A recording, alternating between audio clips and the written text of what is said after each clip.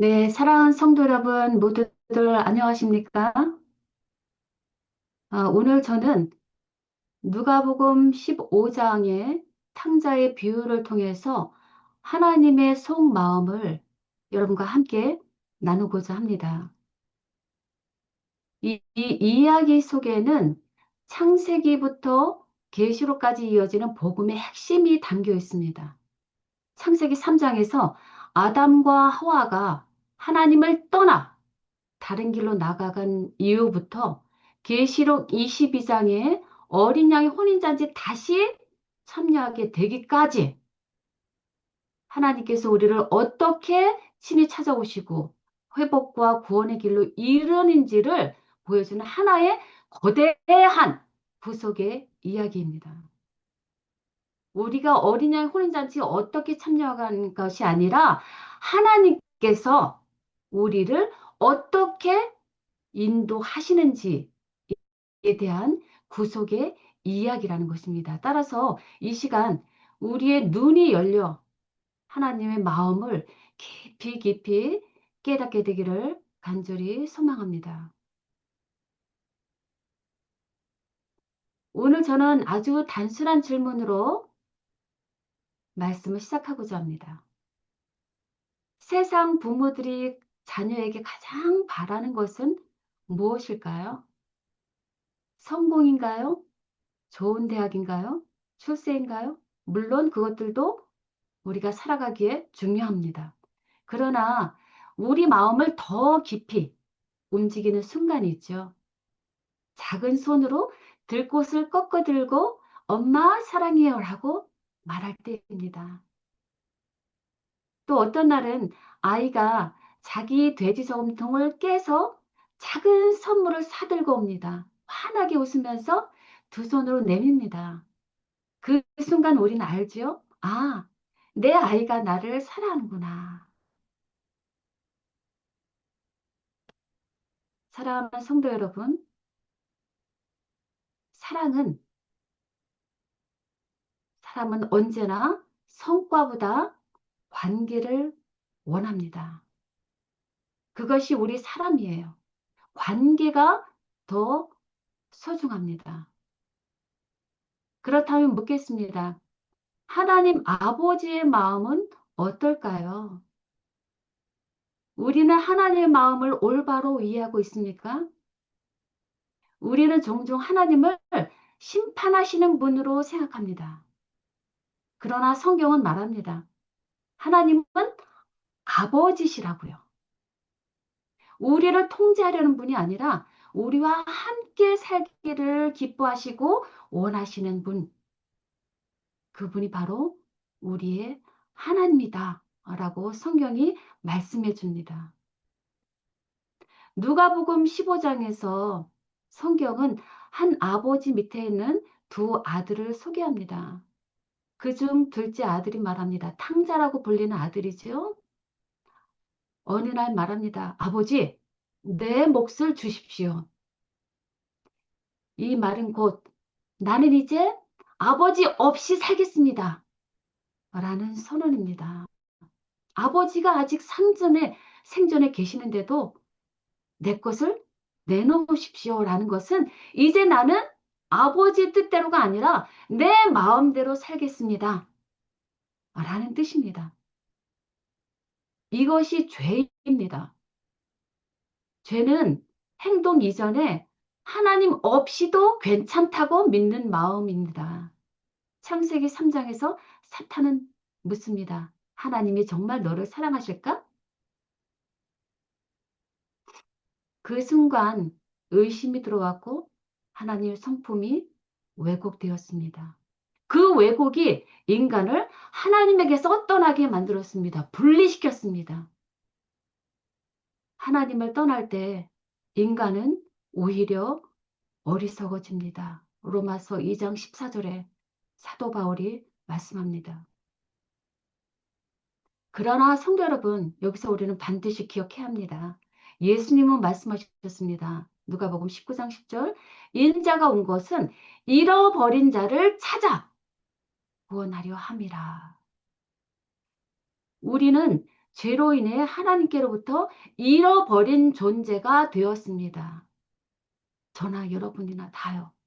그래서 예수님은 이 땅에 오셨습니다. 잃어버린 자를 찾기 위해, 다시 아버지께로 돌이키기 위해, 그리고 죄인들과 함께 하시면서 하나님의 사랑을 보여주시고자 애쓰셨습니다. 그리고 보여주셨습니다. 그러나 바리새인들은 말했습니다. 저 사람은 죄인을 영접한다. 바로 그때 예수님은 이 비유를 말씀하십니다. 탕자의 비유입니다. 이 비유는 단순한 이야기가 아닙니다. 잃어버린 자를 향한 하나님의 마음, 그리고 스스로 의롭다고 여기는 자를 향한 경고와 동시에 사랑의 초대입니다. 그리고 그 사랑은 결국 어디로 가십니까? 십자가로 갑니다. 사랑하는 성도 여러분, 이 탕자 비유의 말씀은 우리의 이야기입니다. 그리고 저의 이야기입니다. 제가 한때 아버지가 원하지 않는 길을 선택했습니다. 그리고 그 길을 위해서 대학 원서를 아버지 몰래 넣었습니다. 늦은 밤에 집에 돌아왔습니다. 대문이 닫혀 있었습니다. 그 순간 이런 생각이 들었어요. 아버지가 나를 받아주시지 않는 건 아닐까. 그러나 그것이 아니었습니다. 아버지 마음이 닫힌 것이 아니었습니다. 내 마음이 닫혀 있었습니다. 두려움 때문에 제가 먼저 마음을 닫아버린 것입니다.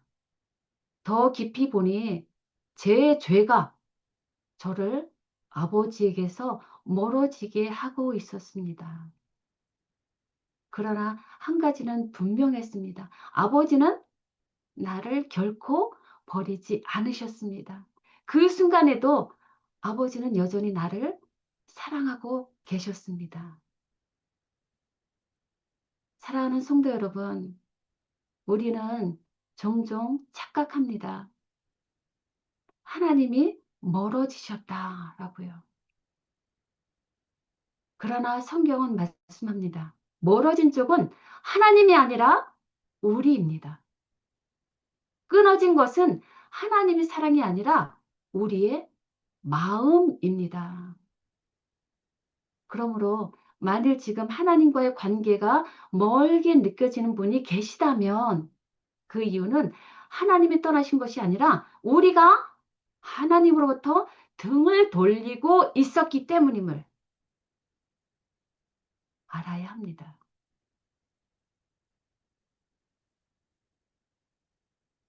탕자는 이제 아버지 집을 떠났습니다. 자유를 찾아서였습니다. 그러나 그 결과는 무엇입니까? 원하는 것과 원하는 것은 다 잃어버리고 원치 않는 것을 얻게 되었습니다. 즉 자유는 속박이 되었고요. 풍요는 결핍으로 돌아왔고요. 관계는 단절과 고립으로 돌아왔습니다. 그리고 마지막에 그는 말합니다. 나는 여기서 굶어 죽는구나. 사랑하는 여러분, 이것이 죄의 마지막 자리입니다. 처음에는 자유처럼 보였지만 결국은 생명을 잃어버리는 것입니다. 하나님 없는 자유는 참 자유가 아닙니다. 그것은 오히려 더 깊은 종속입니다. 더 자유롭게 살겠다고 하나님을 떠난 인간은 결국 더 넓은 세상으로 간 것이 아니라 또 다른 것의 종이 됩니다. 욕망의 종이 되고요. 죄, 습관의 종이 됩니다. 사단의 영향 아래 매여 살게 됩니다. 사랑하는 여러분, 좀 더 행복해지겠다고 떠난 길이 결국 일행간을 더 깊은 영혼의 굶주림으로 이끕니다. 그리고 성경은 그 끝을 이렇게 보여줍니다. 나는 여기서 굶어 죽는구나. 그때 성경은 말합니다. 이에 스스로 돌이켜. 아주 중요한 변화입니다. 그러나 탕자는 단지 자기의 상황이 어려워서 돌아선 것이 아닙니다. 돼지 지엄말매 먹을 것도 없어서 그 자체 상황이 어려워서 돌아선 것만은 아닙니다. 자신의 죄를 깨닫기 시작한 것입니다. 그는 비로소 알게 됩니다. 내가 아버지를 떠났구나. 내 선택이 나를 여기까지 끌고 왔구나. 내 아버지 집에는 양식이 풍부한데 내가 선택한 이곳이 결국 나를 이곳까지 끌고 왔구나. 바로 내가. 이것이 회개의 시작입니다. 회개는 단순한 후회가 아닙니다. 단순한 눈물이 아닙니다. 왜 이렇게 되었을까 하는 감정이 아닙니다. 회개는 자신의 죄를 분명히 보는 눈이 열리는 것입니다. 그리고 그 죄가 하나님과 나를 갈라놓았음을 깨닫는 것입니다. 그래서 그는 말합니다. 내가 일어나 아버지께 가리라. 결단합니다. 아버지께로 다시 향해 돌아가는 것, 방향 전환. 이것이 바로 참 회개다라는 것입니다. 이는 하나님께 가라는 조용한 성령님의 음성에 대한 응답입니다. 그 순간은 인간 혼자의 결심이 아니라 하나님이 그의 영혼을 깨우신 순간입니다. 죄인은 스스로 돌아올 수 없습니다.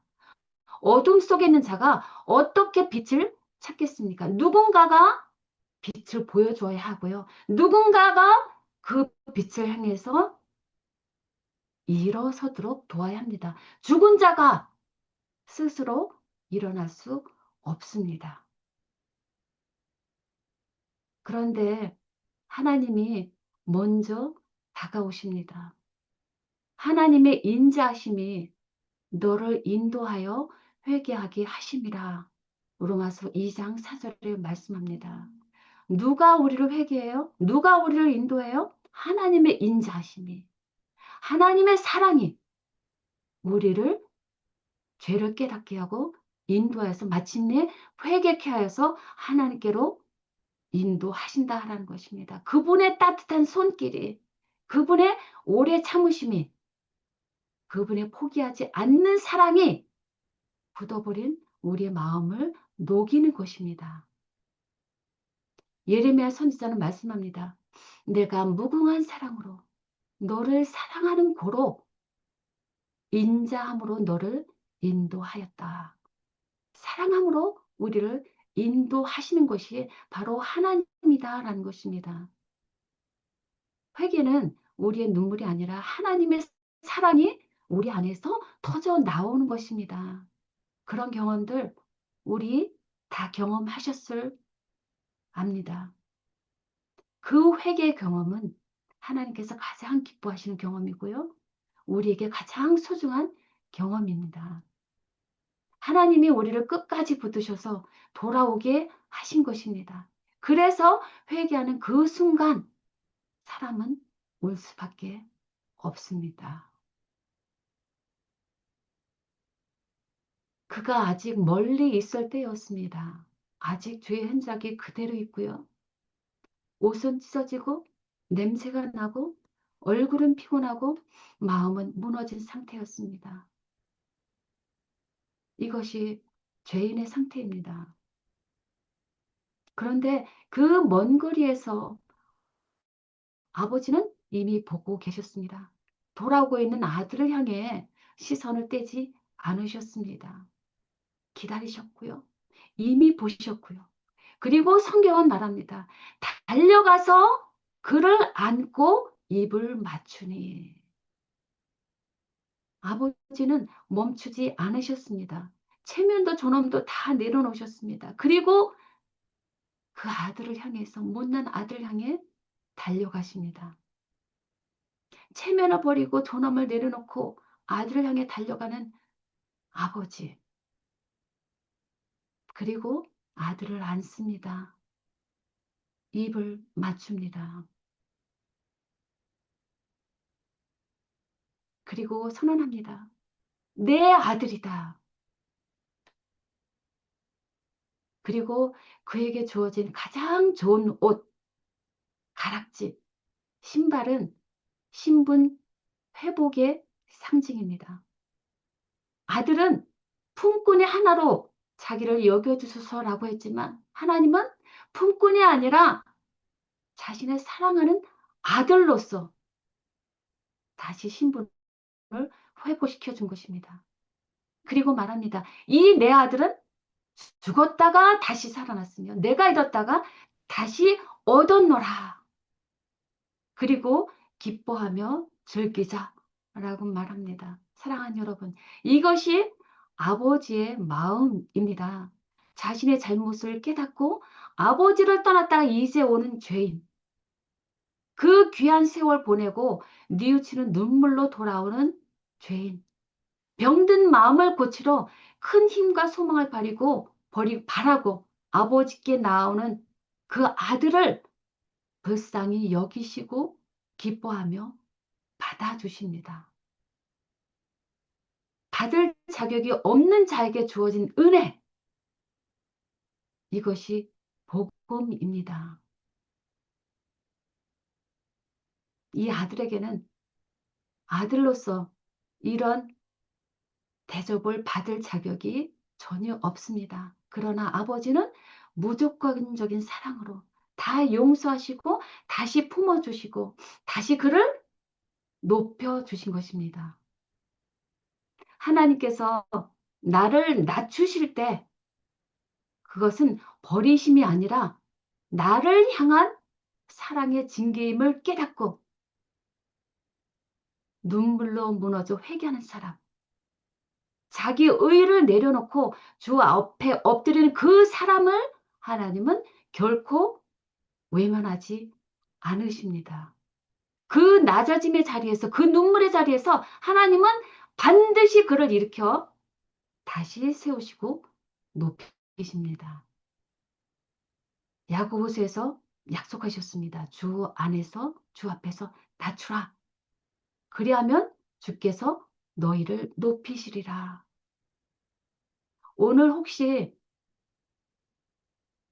낮아진 지금 자리에 있다면 하나님은 우리를 사랑하셔서 사랑의 징계로 그 시련 앞에 낮추셨다라는 것을 깨닫고 우리 스스로를 주님 앞에 겸손하게 굴복할 때 하나님은 반드시 우리를 높여주시겠다라고 하는 약속을 믿고 이겨내시기를 바랍니다. 사랑하는 성도 여러분, 저는 제 추억 속에 한 장면을 잊을 수 없습니다. 제가 받아야 할 징계가 있었습니다. 그런데 제 남동생이 대신 서 있었습니다. 그날 밤 대문 밖에서 캄캄한 밤에 서 있던 불쌍한 누나를 위해서 문을 열어주었던 그 동생이 결국 저 대신 징계를 받았습니다.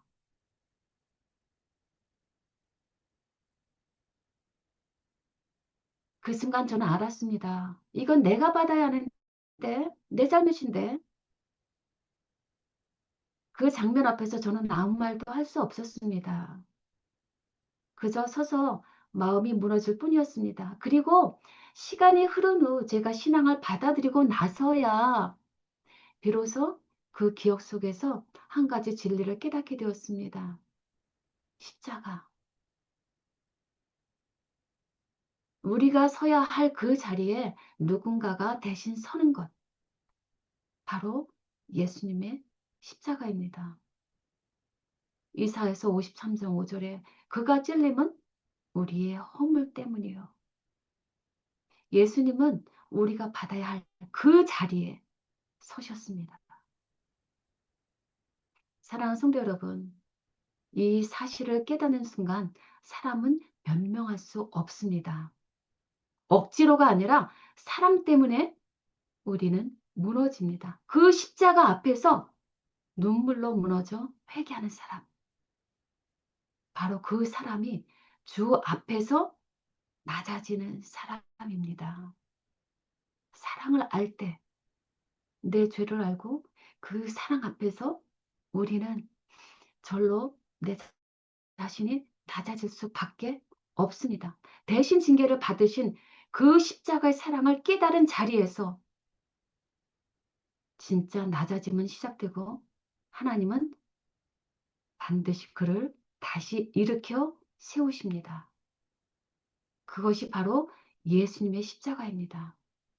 하늘 높으신 그분이 하나님의 사랑을 인해서 이 땅에 오셔서 십자가까지 완전히 자기 자신을 복종하여서 죽기까지 내려가신 그 낮아짐, 복종하심.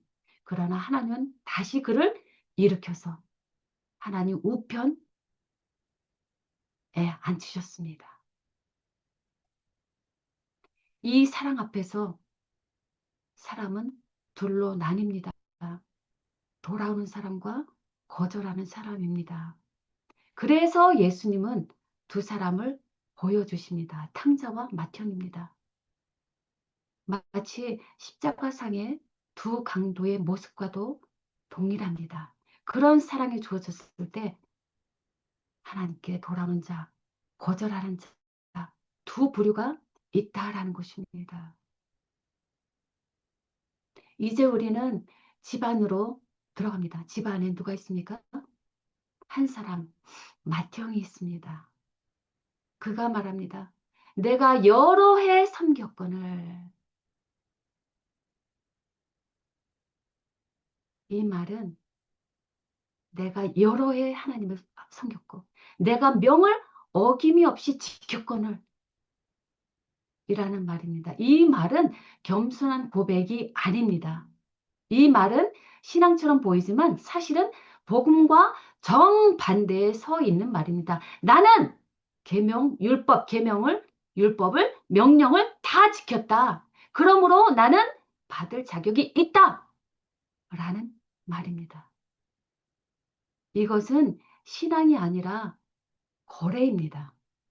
하나님의 은혜를 전혀 모르는 말입니다. 하나님을 원망하는 아주 위험한 신앙입니다.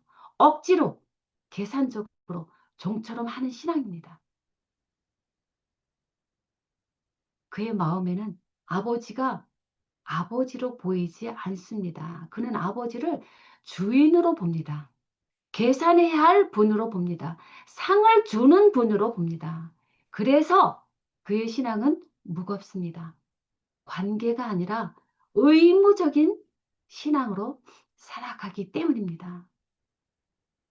그러므로 결과는 분명합니다. 기쁨이 없습니다. 감사가 없습니다. 잔치가 없습니다. 그리고 그의 마음에는 조용하지만 깊은 다른 열매들이 자라기 시작합니다. 어떤 열매들이요? 비교, 교만, 불만, 정죄, 분노. 같은 아버지 집에 있어도 한 사람은 아버지 안에서 기뻐하고 한 사람은 분노합니다. 왜일까요? 탕자는 밖에서 잃어버린 존재입니다. 맏형은 안에서 잃어버린 존재입니다. 안에 있으면서도 잃어버렸습니다. 그런데 무엇을 잃어버렸을까요? 무엇을 잃어버렸을까요? 탕자는 집을 떠나서 재산을 잃었습니다. 그러나 맏형은 집 안에 있으면서도 아버지를 잃어버렸습니다. 아버지와 함께 거하면서도 아버지의 사랑을 잃었습니다. 아버지의 마음을 잃었습니다. 아버지와 함께 기뻐하는 기쁨을 잃었습니다. 생명을 잃었어요. 구원을 잃었습니다.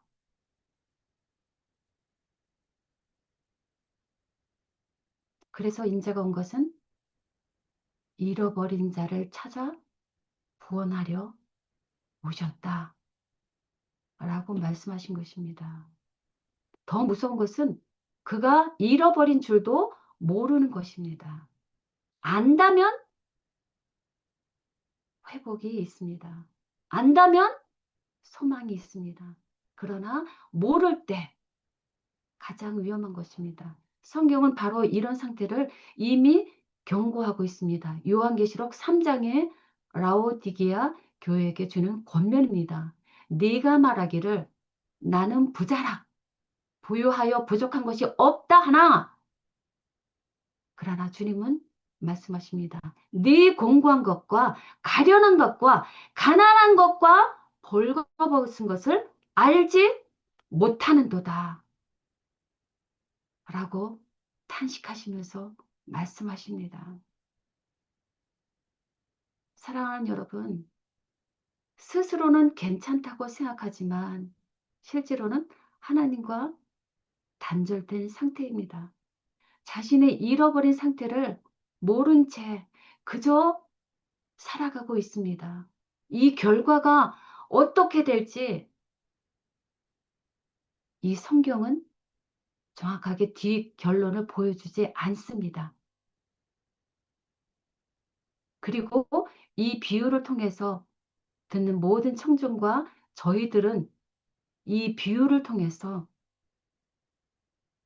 교훈을 받기를 원합니다. 그리고 이 말씀을 통해서 우리가 생명을 취하기를 바라십니다. 이 맏형의 모습을 통해서 오늘날의 형식적인 종교인의 모습, 이 라오디게의 모습을 통해서 우리는 이 질문 앞에 서야 합니다. 나는 하나님을 사랑하고 있는가? 아니면 나는 아들로 살고 있는가? 아니면 나는 거래하고 있는가? 하나님을 사랑하고 있는가? 아니면 거래하고 있는가? 여러분 점검해 보시기 바랍니다. 나는 아들로 살고 있는가? 아니면 종으로 살고 있는가? 나는 하나님의 은혜로 살고 있는가? 아니면 보상을 기대하면서 살고 있는가? 이 질문 앞에서 우리의 답은 나의 자화상은 어떤 것입니까? 성령께서 우리 마음을 조명하셔서 우리의 참 상태를 올바로 알게 하시고 알게 하신 그대로 성령님의 인도하신 대로 따라가는 저와 여러분의 그런 축복이 있기를 간절히 소망합니다. 그러나 사랑하는 성도 여러분, 여기서 반드시 보아야 할 장면이 있습니다. 아버지가 맏형에게 직접 나가시는 것입니다. 보통이라면 아들이 들어와야 하죠. 그리고 아버지 앞에 서야 합니다. 그런데 오늘은 다릅니다. 아버지가 먼저 아들에게 나가십니다. 그리고 말씀하십니다. 얘야, 너는 항상 나와 함께 있었지 않느냐. 이 말은 무서운 책망이 아닙니다. 부드러운 초대입니다. 얘야 라고 하는 그 말 속에 담긴 애정이 담긴 그 마음이 바로 이 아들을 향한 아버지의 마음이다라는 것입니다. 지금 하나님께서 우리에게 말씀하십니다. 얘야, 너는 항상 나와 함께 있었지 않느냐. 그리고 이 안에는 이런 말씀도 들어있습니다. 나는 너를 결코 떠난 적이 없단다. 그러나 너는 나의 기쁨을 기쁨을 알지 못하고 있구나. 그런 마음이 담겨 있습니다. 너는 나를 몰라도, 너는 나를 떠났어도 나는 결코 너를 떠나지 않았다. 라는 것입니다. 그리고 아버지는 말씀하십니다. 내 것은 다 내 것이다. 내 것이 다 내 것이다. 라는 것입니다. 빼앗기지 아니할 것이다. 내 사랑은 다시 돌아오는 것이 아니라 영원토록 너와 함께 있을 것이니 내 마음을 알고 마음문만 열면 된다라는 것입니다. 이것이 하나님의 마음이에요. 밀어내시는 분이 아니라 다시 부르시는 하나님. 이것이 바로 하나님의 마음이다라는 것입니다. 그리고 이 하나님의 마음 앞에서 우리 한 가지 알아야 될 것 있습니다. 사람은 두려움으로 변하지 않습니다. 오직 사랑만이 사람을 변화시킵니다. 사랑 안에 두려움이 없고 온전한 사랑이 두려움을 내어 쫓습니다. 탕자를 살린 것도 이 사랑입니다.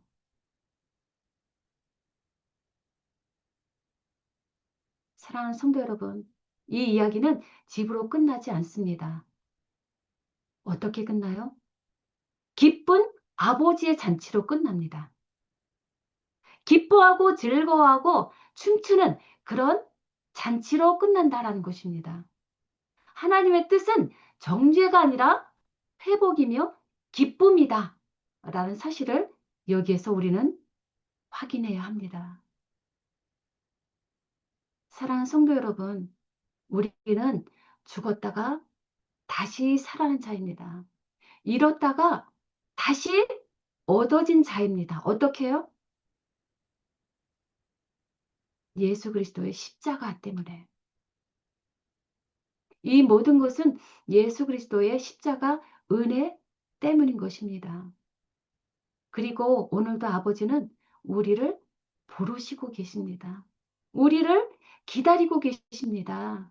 내게로 나오라. 내가 너를 구속하였잖아. 그저 내게로 나오라. 있는 모습 그대로 내 사랑 안에, 내 품 안에 돌아와 다오. 두 팔을 벌리고 우리를 향해 기다리고 계십니다. 그러므로 이제 우리도 고백해야 합니다. 무엇을 더 바라겠습니까? 우리를 위해 죽으신 우리 주 예수, 그 분만 믿고 나아가야겠습니다. 아버지요, 이제 돌아갑니다. 주의 사랑 안에 거하겠습니다. 하나님을 사랑하고 형제를 사랑하는 참된 자녀로 살게 하시고 마침내 하늘의 잔치에 참여하게 하옵소서 라고 하는 간절한 기도와 마음으로 오늘 이 시간 우리 마음을 다시 주께로 내맡겨드리기를 간절히 소망합니다. 그런 자에게 성령께서 우리와 함께 하셔서 우리 마음을 끝까지 인도하셔서 저 하늘 장막에 나아가서 우리를 기다리시는 저 예수님의 품 안에 우리 다 기쁨으로 안기우는, 그래서 하늘 혼인잔치에 기뻐 함께하는 저와 여러분 되시기를 간절히 바라면서 오늘 말씀 마치도록 하겠습니다. 아멘.